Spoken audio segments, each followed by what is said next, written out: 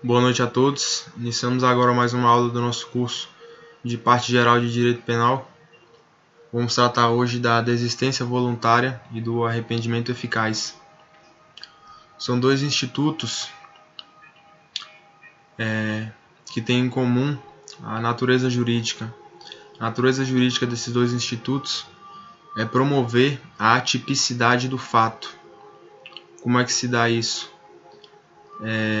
Se levada a efeito de forma plena a desistência voluntária ou arrependimento eficaz, o agente não responderá por aquele determinado crime que estava em curso antes da desistência voluntária ou do arrependimento eficaz. Na hipótese do arrependimento eficaz, até o crime que já até mesmo depois de o agente já ter finalizado os atos executórios. Meus caros, o arrependimento eficaz, para a compreensão do arrependimento eficaz, nós precisamos de três elementos. O esgotamento dos atos executórios, uma atuação posterior para a não produção do resultado,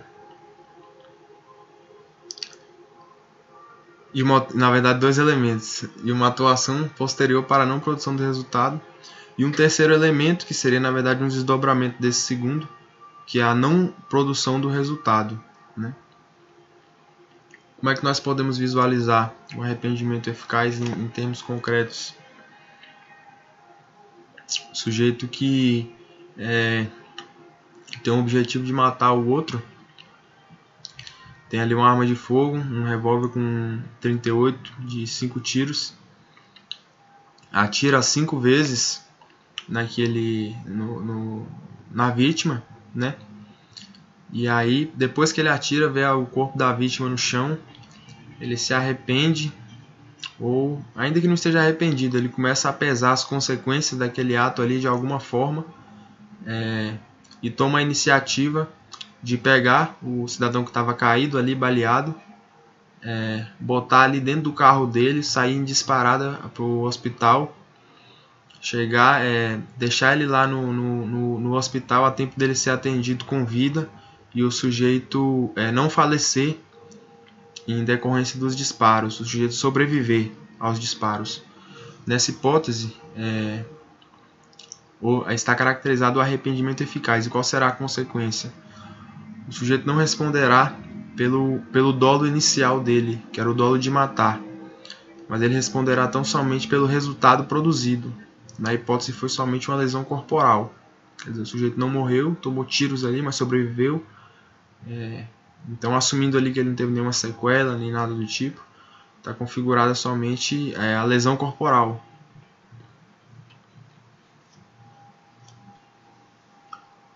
A desistência voluntária, por sua vez, para a compreensão da desistência voluntária, nós podemos pensar também nos atos executórios, mas no não esgotamento dos atos executórios. O sujeito desiste antes de finalizar, antes vamos dizer, de colocar toda a ação dele, tudo que ele tinha planejado em ação, ou tudo que ele podia em ação. Antes de colocar tudo que ele podia em ação para concretizar aquele crime, ele desiste.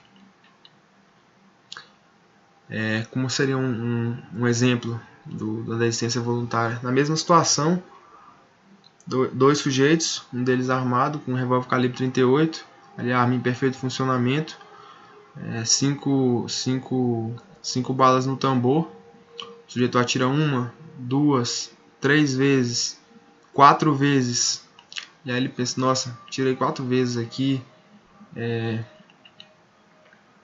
e na verdade não precisa nem pensar, essa minha colocação foi equivocada.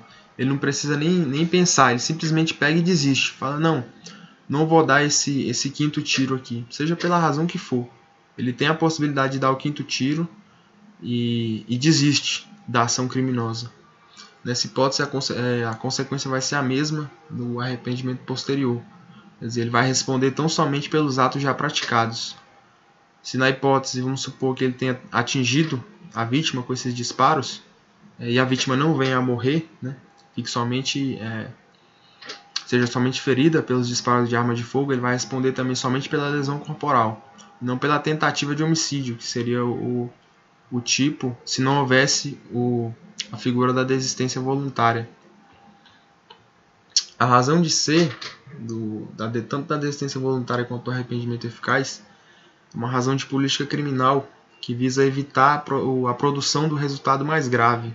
Quer dizer, ele dá um benefício ali para o agente se o agente desistir de prosseguir naquela conduta criminosa ou se o agente atuar dentro das possibilidades dele, fizer tudo o que ele pode para evitar o resultado e o resultado de fato não ocorrer, né? Uma nota importante porque na verdade eu até fiz essa confusão aqui na hora de explicar, mas a espontaneidade do ato é prescindível.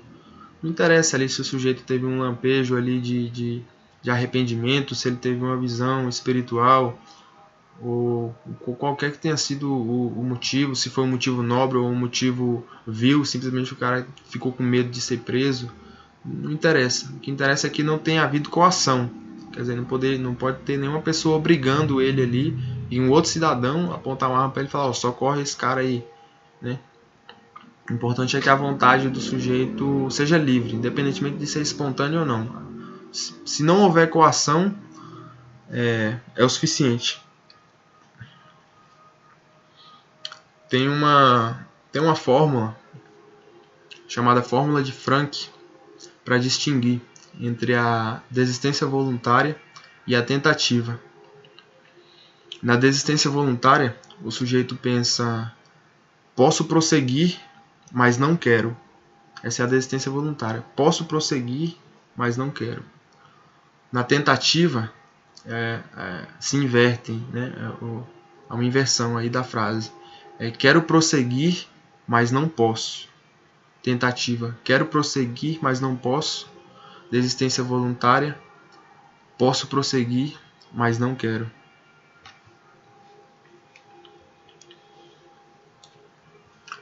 A diferença fundamental entre a desistência voluntária e o arrependimento eficaz se situa justamente na questão dos atos executórios.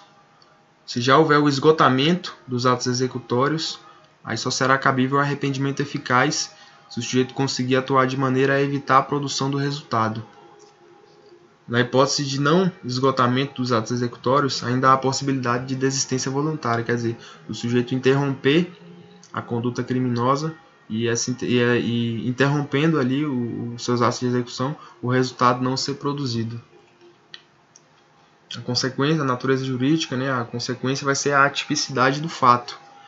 Quer dizer, o sujeito vai responder tão somente pelos atos que ele praticou e não pelo crime que estava em curso antes, né, da desistência voluntária ou do arrependimento eficaz. Bom, como ainda temos transcorreram somente 8 minutos, eu vou tentar tratar aqui do arrependimento posterior.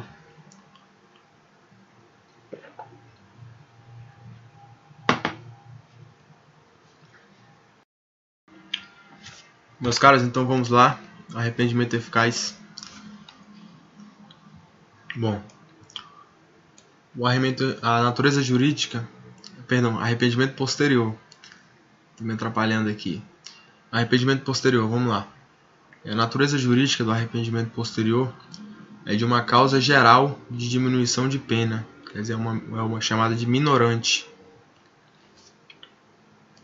Ela se funda em razões de política criminal. É uma política criminal que leva em conta os interesses da vítima, né? Mais do que o interesse na punição do agente criminoso. Por quê? Justamente porque o arrependimento posterior consiste num ato voluntário do agente, por meio do qual ele repara o dano ou restitui a coisa na totalidade, né? Ele repara o dano ou restitui a coisa na totalidade. Essa reparação do dano ou restituição da coisa, para fins de configuração do arrependimento posterior, deve se dar ou na fase de inquérito, quando é mais comum, ou na fase judicial, somente antes do recebimento da denúncia. Quer dizer, pode haver arrependimento posterior depois do oferecimento da denúncia, desde que ela ainda não tenha sido recebida pelo magistrado. Nós ainda vamos ver essas questões de recebimento da denúncia e oferecimento, etc., no nosso curso de processo penal.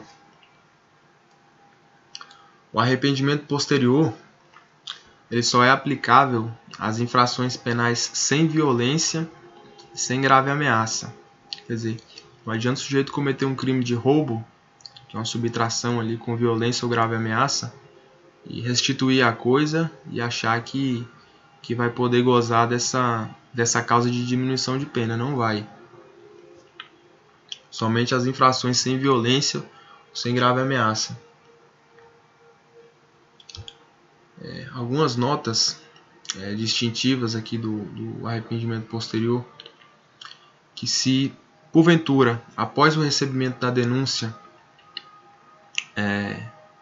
o sujeito reparar o dano ou restituir a coisa, vai estar configurado uma atenuante genérica. Uma atenuante genérica também atenua a pena, quer dizer, diminui um pouco ali a reprimenda penal, o quantum da reprimenda penal, né? A atenuante atua na segunda fase da dosimetria da pena e a causa de diminuição de pena na terceira fase, na fase final.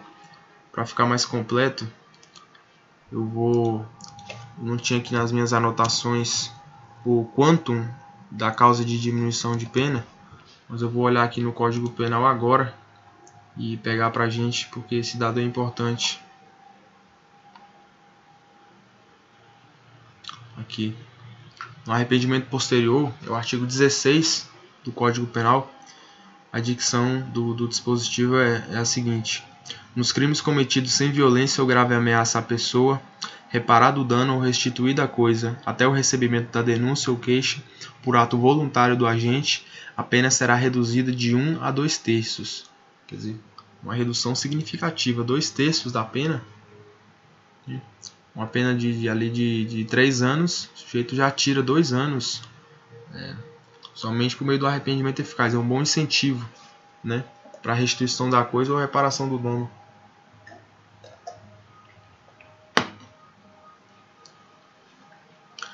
É relevante apontar que o arrependimento posterior ele é uma circunstância de caráter objetivo. Quer dizer, se por acaso houver coautores no delito, quer dizer, mais de uma pessoa envolvida ali na ação criminosa, seja coautor, seja partícipe, esse coautor ou partícipe também vai se beneficiar do arrependimento posterior, ainda que não tenha sido ele quem tenha reparado o dano ou restituído a coisa. Uma outra nota importante é que o Rogério Greco também entende aplicável o arrependimento posterior no caso dos crimes culposos. Isso porque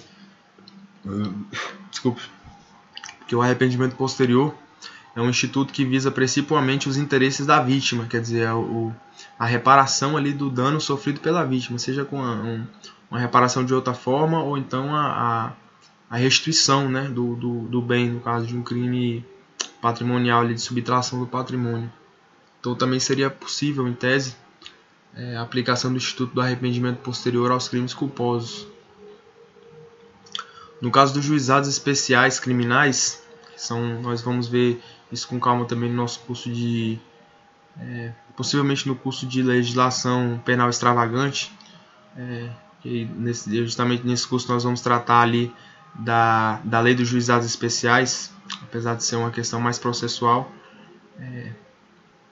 cabe falar aqui também. No juizado especial criminal, há uma outra figura, que é a composição dos danos, né? É uma espécie de um acerto ali entre a vítima e o agente criminoso e o réu, né?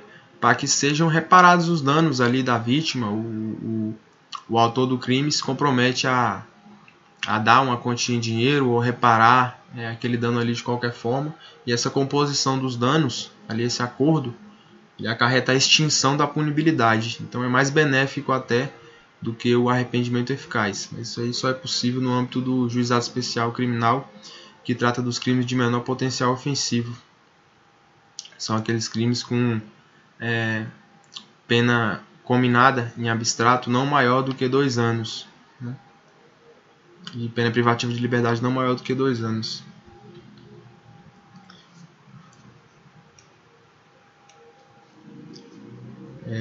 Uma outra nota relevante, que aqui nas minhas anotações, diz respeito à súmula 544 do STJ.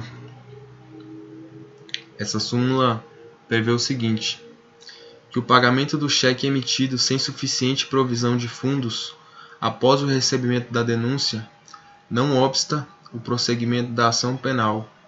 Quer dizer, na hipótese do sujeito dar um cheque voador, né, dolosamente, já sabendo que não tinha fundos, querendo dar o golpe mesmo, e aí depois do recebimento da ação penal, quer dizer, tinha alguns réus, pagavam, né, o valor ali do cheque, e aí ficavam pleiteando uma declaração ali, seja do que for, de absolvição por qualquer motivo, ou de não recebimento da denúncia, e o STJ pontificou que não. Ali depois do recebimento da denúncia, amigo, chora. Bom, vou ver se tem mais alguma nota relevante. Aqui, meus caros, dois últimos aspectos relevantes. Que na verdade eu já deveria ter falado quando eu tratei do conceito de arrependimento posterior, mas eu falo agora. Cabe ressaltar que a reparação do dano, a restituição da coisa, deve ser feita na totalidade, 100%. Né? O sujeito furtou ali R$100, voltar R$100. Um objeto, deve devolver o objeto ali intacto, né? Vai devolver o objeto todo quebrado. Não adianta, tem que ser a reparação na totalidade. Se for a reparação parcial, o instituto não se aplica. Não é que ele vai ter uma redução menor ou coisa do tipo. Se ele não proceder à reparação integral ou à restituição integral, simplesmente não há a aplicação do instituto. Uma outra questão também que é importante anotar é a questão da cooperação dolosamente distinta. O que seria isso? É quando o sujeito ele aceitou participar da ação criminosa, mas ele imaginava que ia ser cometido um crime menos grave do que aquele que de fato foi cometido. E ele intencionava cometer esse crime menos grave, e não um crime mais grave.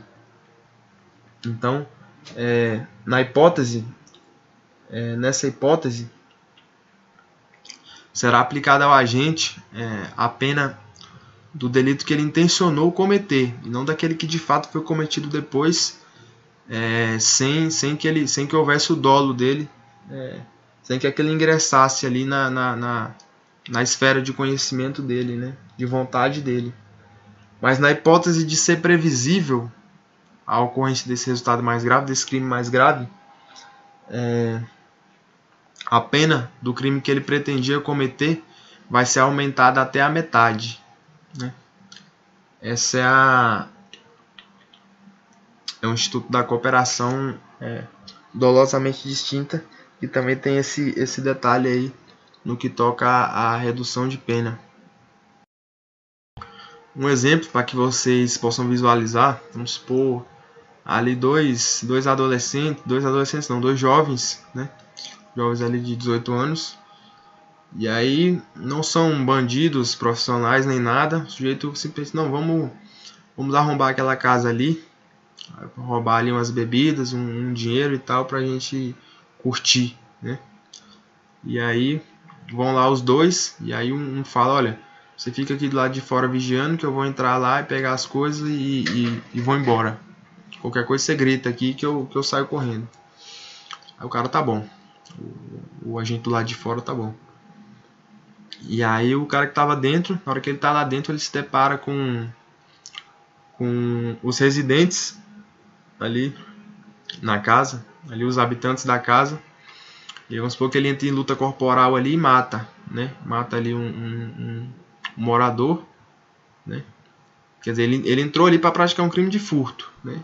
Mas ali no decorrer ali da ação ele matou um cidadão. Então qual é a caracterização agora? Está caracterizado o crime de latrocínio. Só que o cara que estava do lado de fora lá, estava só fazendo a vigia, ele foi lá para praticar um crime de furto. Ele não imaginava que pudesse ocorrer um crime de latrocínio. Então, inicialmente ele vai responder somente pelo crime de furto, né, que foi o desrespeito ao dolo dele, né? Agora vamos supor, né, nessa mesma situação, dois agentes, né? E aí um agente é extremamente violento, cara maluco, e o comparsa dele sabe disso. O comparsa dele, olha, esse cara aqui é maluco mesmo, ele como diz aí, ele é moleque doido, ele mata mesmo, né? E aí a mesma história, eles falam, não, vamos invadir aquela casa lá. E aí o cara que é mais tranquilo fala, olha, mas a gente tá indo só pra roubar, né? Aí o cara, nós vamos só furtar lá, só vou cometer um furto, entendeu? A casa tá vazia lá, não tem risco de nada. E aí o sujeito o mais tranquilo pensando, olha, ele vai lá, eu tô esperando que a casa esteja vazia, mas eu sei que esse cara é doido. Eu sei que se tiver alguém lá dentro, isso aí vai dar um problema sério, né? Quer dizer, possivelmente vai ter uma morte aí, vai ter um problema grave, porque o camarada é maluco, né? E a gente tá simplesmente achando que a casa tá vazia. E aí a mesma história, ocorre ali um latrocínio, só que o cara que estava do lado de fora, ele tinha a possibilidade, aquilo ali estava bem presente na mente dele, que poderia ocorrer esse resultado mais grave, ainda que a intenção inicial dele fosse somente a prática do crime de furto. O que ele esperava era isso, mas passou pela mente dele, ainda que momentaneamente, a possibilidade da ocorrência desse resultado mais grave, né? Nessa hipótese aí ele vai responder pelo crime de furto, mesmo assim, mas com um aumento de pena até a metade, né? Bom, acredito que abordamos aqui todos os aspectos. Desculpe se eu me atrapalhei em alguma explicação, alguma questão. Quaisquer dúvidas, estou à disposição. Boa noite a todos. Muito obrigado.